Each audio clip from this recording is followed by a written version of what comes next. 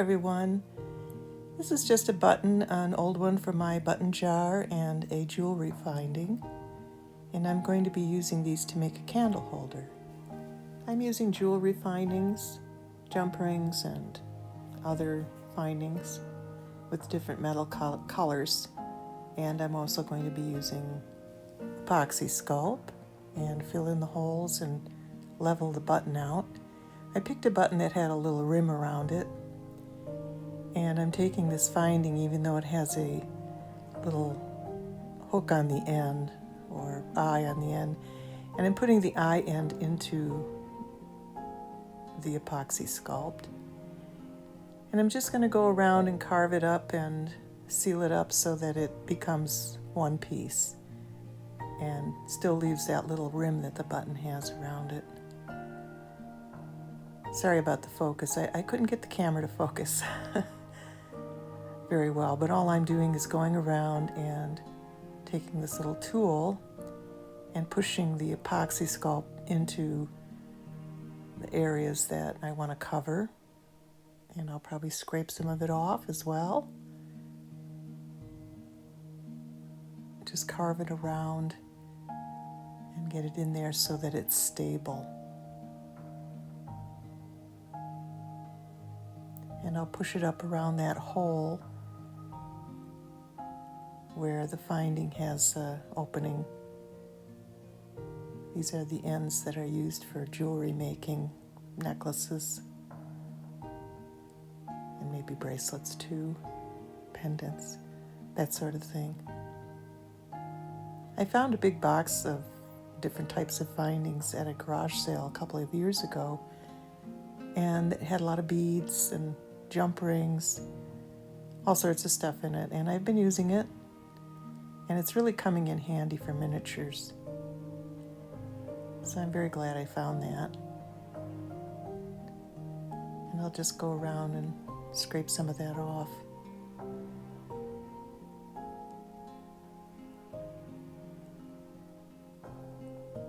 And turn it until it's smoothed out.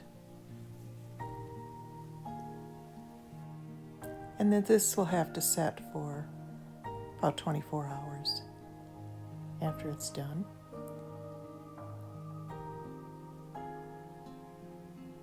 And I'll just keep scraping around until I'm satisfied with the way it looks. And I'm convinced that it will hold. Again, the focus isn't very good there. I'm very sorry. There, that's better.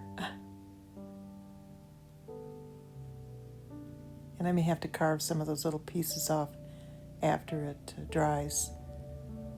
And I have a little jump ring here. And I'm just going to pull it apart slightly because this is going to be the handle. And I have to be careful not to twist it. I just want to open it enough so that it fits around the button and it can be glued in place. And I'm just going to use that Ultra Gel Super Glue, Ultra Control Gel Super Glue, actually, I think it's called.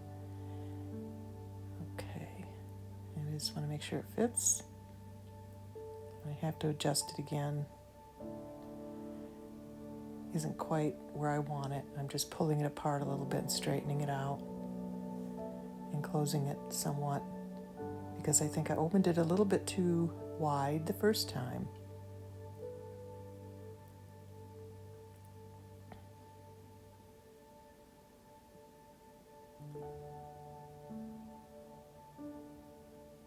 And I'm just adjusting it again as carefully as I'm able to.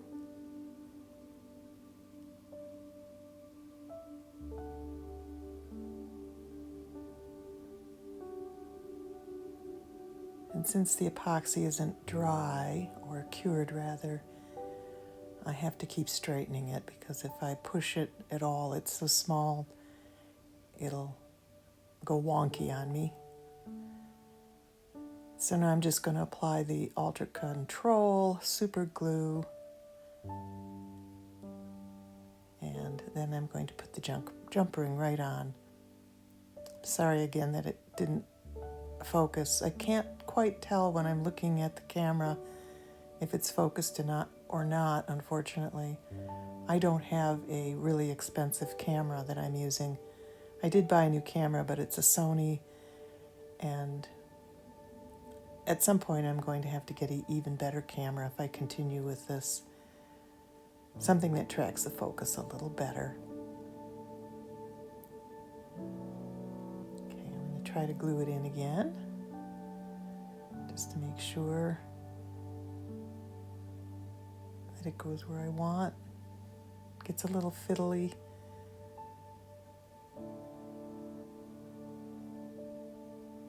Working with these little bits and pieces can get a little bit frustrating at times. I have to pull the jump ring up so that it doesn't interfere with the bottom. It has to be level with the bottom. So I'll just put a little more glue in, and then I'll set that aside to dry and cure. There.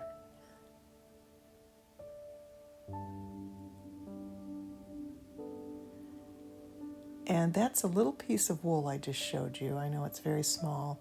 I pulled it off of a piece of wool yarn, and that's going to be the wick that looks like it's been burnt already.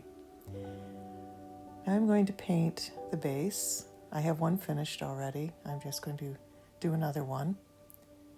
And what I did here for the candle is I took a piece of toothpick and cut it, and then cut the really pointy part about halfway down. And this is a combination of museum wax and beeswax mixed together. I melted them a little bit, and it's about half and half, so it has some stability to it. And then I just rolled it around the toothpick and put the little piece of yarn at the end. Now this was one I finished. That was the first one you saw me working on, and that one's done. And it has the little piece of wool for the wick. And it turned out pretty nicely. And there it is, with the jump ring glued in place. I'll have to scrape a little bit of the wax off the edge on the bottom, but that one is finished. The next one is going to be slightly different. I couldn't find a button that was exactly the same size, and so I used a different size jump ring as well. And there's the other one, and it has a bigger jump ring. So I won't put them together, they'll be used separately. And I just need some more of this. This is matte paint. I know people will mix baking soda into paint to make it look rough, but this actually is rough enough as it is. It's very matte. It dries completely matte. It's a very inexpensive paint as well. I think I paid 45 cents for that bottle at Walmart. Okay, now I'm going to just paint this. It's been dried, cured, the glue is dry, and I'll just go around and paint it.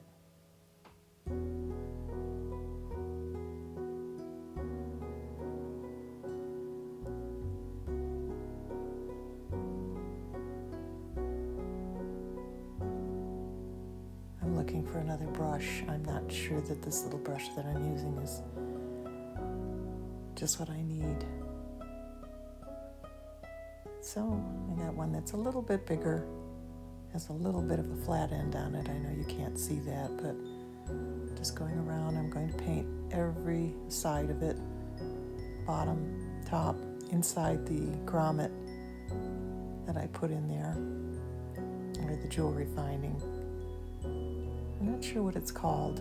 It's, I guess, at the end, like I said before, the ends that tie off if you want to put a necklace and attach other findings to it for a clasp. It's not painted all the way around yet, but I will get there. I'll give it 2 coats of paint, maybe 3, depending on whether the metal was covered or not. Just pick it up by the handle first and do as much as I am able to, and then later on I'll paint where I missed where the tweezers are holding.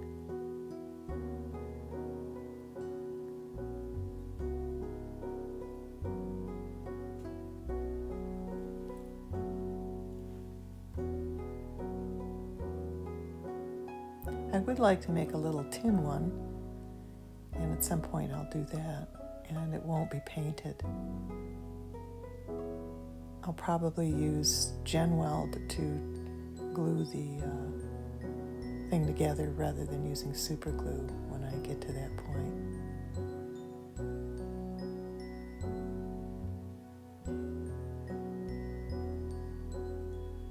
I know some people actually make a real candle and then they light it for a split second and blow it out, and that probably makes a very realistic little candle, but I didn't want to do that.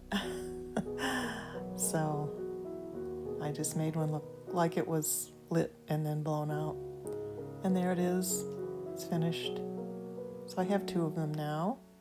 And that one has the larger grommet, or finding jump ring. That's what I'm trying to say. And there it is.